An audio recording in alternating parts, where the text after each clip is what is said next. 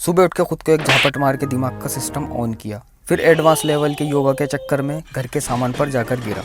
Time देखा तो ये सुबह नहीं दिन हो चुका था। फिर सीधा नहाकर आया, पर कंफ्यूजन अभी बाकी था। अलमारी खोली, कपड़े समझ नहीं आ रहे थे कौन से पहनूं। फिर फाइनली ये पहनकर रेडी हुआ। अब मैं सोच रहा था आज कौन सी गाड़ी निकालूं। गेट खोला, बाहर थार खड़ी थी। थार में बैठा, पर ये अंदर से इतनी गर्म हो रही थी, इसमें एसी भी नहीं था। फिर वापस घर में वेन्यू की तरफ। वेन्यू घर के सामान के बीच में फंसी हुई थी, तो मैं घर की पीछे वाली साइड गया। यहाँ मुझे दिखी क्रेटा और बोलेरो। थोड़ी देर सोचने के बाद फाइनली मैं घर से बाहर आ गया, लेकिन स्प्लेंडर पे। स्प्लेंडर पे क्यों, ये आपको आगे चल के पता चलेगा। अब सीधा बनास के अंदर। नहीं, आज कोई गोट कोई पार्टी नहीं होने वाली थी। पहले मुझे लेना था स्प्लेंडर का टेस्ट, तो मुझे चाहिए थी एक पानी वाली जगह।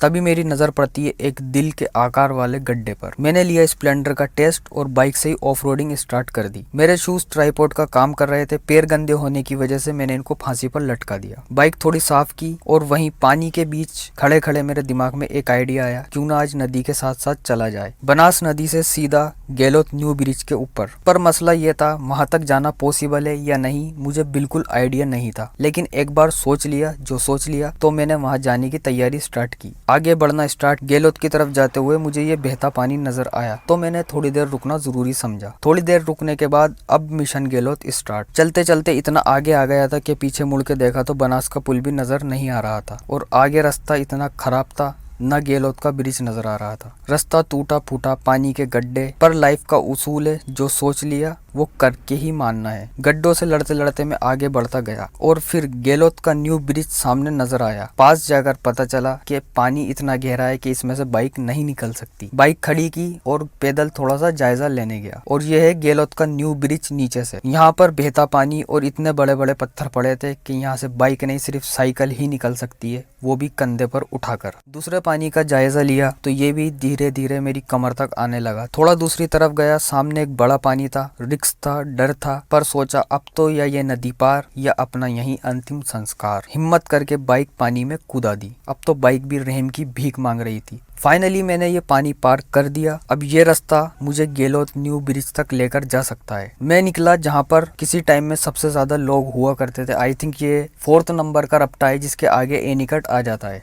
और ये रास्ता मुझे ब्रिज तक लेकर जा सकता है। पुल पर रुककर मैंने वो जगह देखी जहाँ से मैं आ रहा था, और मुझे जगह देखकर यकीन नहीं हुआ कि सच में मैं यहाँ से आ रहा हूँ। और फिर सामने मुझे नजर आया बहीर। इतनी खुशी टोंक सिटी देखकर मुझे आज से पहले कभी नहीं हुई थी। और फाइनली बस एडवेंचर का एंड यहीं हो चुका था। Mission complete.